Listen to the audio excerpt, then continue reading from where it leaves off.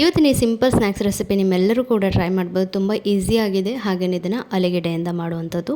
So ಬನ್ನಿ ಇದನ್ನು ಹೇಗೆ ಮಾಡೋದು ಅಂತ ನೋಡೋಣ. ಇವತ್ತಿನ ವಿಡಿಯೋ ನಿಮ್ಮೆಲ್ಲರಿಗೂ ಇಷ್ಟ ಆಗಿದ್ರೆ ಲೈಕ್ ಮತ್ತು ಶೇರ್, ಸಬ್ಸ್ಕ್ರೈಬ್ ಮೂಲಕ ಸಪೋರ್ಟ್ ಮಾಡಿ. ಹಾಗೆ ಅನಿಸಿಕೆಗಳನ್ನು ಕಮೆಂಟ್ ಮೂಲಕ ತಿಳಿಸಿ. ಬನ್ನಿ ಇದನ್ನು ಹೇಗೆ ಮಾಡೋದು ನೋಡೋಣ. ಇಲ್ಲಿ ನಾನು ಒಂದು ಪಾತ್ರೆಗೆ 1 ಕಪ್ನಷ್ಟು ಮೈದಾ ಹಿಟ್ಟು, 1/4 ಕಪ್ನಷ್ಟು ಕಾರ್ನ್ಫ್ಲವರು, ಹಾಗೆಯೇ ಕಪ್ಪು ಜೀರಿಗೆನ ಹಾಕ್ಕೊಂಡಿದ್ದೀನಿ. ಸ್ವಲ್ಪ ಉಪ್ಪನ್ನು ಸೇರಿಸ್ಕೊಂಡು ನೀರನ್ನ ಹಾಕಿ ಇದನ್ನು ಮಿಕ್ಸ್ ಮಾಡ್ಕೊಳ್ಬೇಕು. ಹಾಗೆ ಇದು ತುಂಬಾ ಗಟ್ಟಿ ಆಗಬಾರ್ದು, ಅದು ತುಂಬಾ ತೆಳುನೂ ಆಗಬಾರ್ದು. ಸ್ವಲ್ಪ ಇದನ್ನು ಚೆನ್ನಾಗಿ ನಾದ್ಕೊಳ್ಬೇಕು. ನಾವು ಚಪಾತಿ ಹಿಟ್ಟಿಯಲ್ಲಿ ಯಾವ ರೀತಿ ಕಲಿಸ್ಕೊಳ್ತೀವಿ ಅದೇ ರೀತಿ ಸ್ವಲ್ಪ ರಫ್ ಇರಲಿ. ಹೀಗೆ ಇದನ್ನು ಒಂದ್ಸರಿ ಚೆನ್ನಾಗಿ ಮಿಕ್ಸ್ ಮಾಡ್ಕೊಂಡಿದ್ದಾಗಿದೆ, ನೋಡ್ತಾ ಇದ್ದೀರಲ್ಲ. ಇದಕ್ಕೆ ಎಣ್ಣೆ ಏನೂ ಹಾಕುವಂಥ ಅವಶ್ಯಕತೆ ಏನಿಲ್ಲ. ಈಗ ಇದನ್ನು ಸೈಡಿಗೆ ಇಟ್ಕೊಳ್ಳೋಣ. ಈಗ ಇಲ್ಲಿ ಮತ್ತೊಂದು ಪಾತ್ರೆಯಲ್ಲಿ 2 ಆಲೂಗೆಡ್ಡೆನ ಬೇಯಿಸ್ಕೊಂಡಿರುವಂಥದ್ದು, ಅದನ್ನು ಸಿಪ್ಪೆ ತೆಗೆದುಕೊಂಡು ಅದನ್ನು ಚೆನ್ನಾಗಿ ಈ ರೀತಿ ಮ್ಯಾಶ್ ಮಾಡ್ಕೊಳ್ಬೇಕು. ನೋಡ್ತಾ ಇದ್ದೀರಲ್ಲ, ಈ ರೀತಿ. ನಂತರ ಇಲ್ಲಿ ಸ್ವಲ್ಪ ಚಿಕನ್ ಮಸಾಲ, ಮ್ಯಾಗಿ ಮಸಾಲ, ಹಾಗೆಯೇ ಸ್ವಲ್ಪ ಪೆಪ್ಪರ್ ಪುಡಿ, ಹಾಗೆಯೇ ಸ್ವಲ್ಪ ಚಾಟ್ ಮಸಾಲ, ಹಾಗೆ 4ರಿಂದ 5 ಸ್ಪೂನಷ್ಟು ಕಡಲೆ ಹಿಟ್ಟು, ರುಚಿಗೆ ತಕ್ಕಷ್ಟು ಉಪ್ಪು, ಸ್ವಲ್ಪ ಕರಿಬೇವು, ಸ್ವಲ್ಪ ಖಾರದ ಪುಡಿನ ಸೇರಿಸ್ಕೊಳ್ತಾ ಇದ್ದೀನಿ. ನಾನಿಲ್ಲಿ ಚಾಟ್ ಮಸಾಲ, ಮ್ಯಾಗಿ ಮಸಾಲ, ಚಿಕನ್ ಮಸಾಲ, ಗರಂ ಮಸಾಲ ಇಷ್ಟನ್ನು ಯೂಸ್ ಮಾಡ್ಕೊಂಡು ಚೆನ್ನಾಗಿ ಮಿಕ್ಸ್ ಮಾಡ್ಕೊಂಡಿದ್ದೀನಿ. ನಿಮ್ಗೆ ಒಂದು ವೇಳೆ ಮತ್ತೆ ಅಂಟ್ತಾ ಇದೆ ಅಂದರೆ ನೀವು ಮತ್ತೆ ಅದಕ್ಕೆ ಕಡಲೆ ಹಿಟ್ಟನ್ನು ಸೇರಿಸ್ಕೊಳ್ಬೋದು ಅಥವಾ ಕಾರ್ನ್ಫ್ಲೋರ್ನ ಸೇರಿಸ್ಕೊಬೋದು. ಈಗ ಇಲ್ಲಿ 1-2 ಸ್ಪೂನಷ್ಟು ಮೈದಾ ಹಿಟ್ಟನ್ನು ನೀರು ಹಾಕಿ ಕಲಿಸ್ಕೊಂಡು ಸೈಡಾಗಿ ಇಟ್ಕೊಂಡಿದ್ದೀನಿ, ಅಂದರೆ ಸ್ವಲ್ಪ ದಪ್ಪ ಇರಲಿ. ನಂತರ ನಾವು ಫಸ್ಟಿಗೆ ಮಾಡಿ ಇಟ್ಕೊಂಡಿರೋಂಥ ಡೋ, ಅಂದರೆ ಮೈದಾ ಹಿಟ್ಟನ್ನು ಕಲಿಸ್ಕೊಂಡು ಇಟ್ಕೊಂಡಿದ್ವಲ್ಲ ಸೈಡಿಗೆ, ಅದನ್ನು ಸಣ್ಣದಾಗಿ ಮೀಡಿಯಮ್ ಸೈಜ್ ಒಂದು ಉಂಡೆ ತೆಗೆದುಕೊಂಡು ಅದನ್ನು ಚೆನ್ನಾಗಿ ಲಟ್ಸ್ಕೊಳ್ಬೇಕು. ತೀರಾ ತೆಳುನೂ ಆಗಬಾರ್ದು, ತೀರಾ ದಪ್ಪನೂ ಆಗಬಾರ್ದು. ಆ ರೀತಿಯಲ್ಲಿ ನೀವು ಇದನ್ನು ಲಟ್ಸ್ಕೊಳ್ಬೋದು.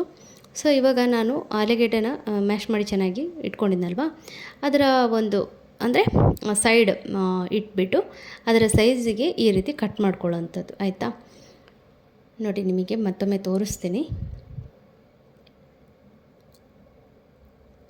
ಆಲೂಗೆಡ್ಡೆ ಮಸಾಲಾನ ಉದ್ದಕ್ಕೆ ಅದನ್ನು ಮಸಾಲಾನ ಶೇಪ್ ಮಾಡ್ಕೊಂಡ್ಬಿಟ್ಟು ಚಪಾತಿ ಮೇಲೆ ಇಟ್ಬಿಟ್ಟು ಅದರ ಸೈಜಿಗೆ ಕಟ್ ಮಾಡೋವಂಥದ್ದು ಚಪಾತಿನ. ಓಕೆ, ನಿಮಗೆ ನೋಡಿದರೆ ಅಂದಾಜು ಆಗ್ಬೋದು. ಮತ್ತು ಈ ರೀತಿ ರೋಲ್ ಮಾಡ್ಕೊಳ್ಳೋದು, ನೋಡಿ ಈ ರೀತಿ. ಮತ್ತು ಲಾಸ್ಟಿಗೆ ನಾನು ಹಿಟ್ಟನ್ನು ಕಲಸಿದ್ನಲ್ಲ, ಅದಕ್ಕೆ ಲಾಸ್ಟಲ್ಲಿ ನೋಡಿ ಈ ಹೆರ್ಜಿಗೆ ಅದನ್ನು ಹಾಕೊಳ್ಳೋವಂಥದ್ದು.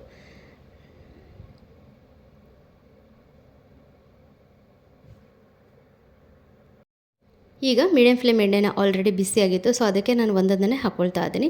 ಸೊ ಇದು ಸಣ್ಣದಾಗಿರೋದ್ರಿಂದ ನಾನು 3ನೇ ಹಾಕ್ಕೊಂಡಿದ್ದೀನಿ. ದೊಡ್ಡದಾಗಿತ್ತು ಅಂದರೆ ನೀವೇನೋ 4-5ನ ಸೇರಿಸ್ಕೊಂಡು ಹಾಕ್ಕೊಳ್ಬೋದು. ಸೊ ನೋಡ್ತಾ ಇದ್ದೀರಲ್ಲ ಹೇಗೆ ಕಾಣಿಸ್ತಾ ಇದೆ ಅಂತ, ಯಾವುದೇ ರೀತಿ ಬಿಟ್ಕೊಳ್ಳೋದಿಲ್ಲ. ಸೊ ಇದು 2 ಸೈಡ್ ಕೂಡ ಕಾದಿದೆ. ನಾನೀಗ ಇದನ್ನು ತೆಗೆದುಕೊಳ್ತೀನಿ.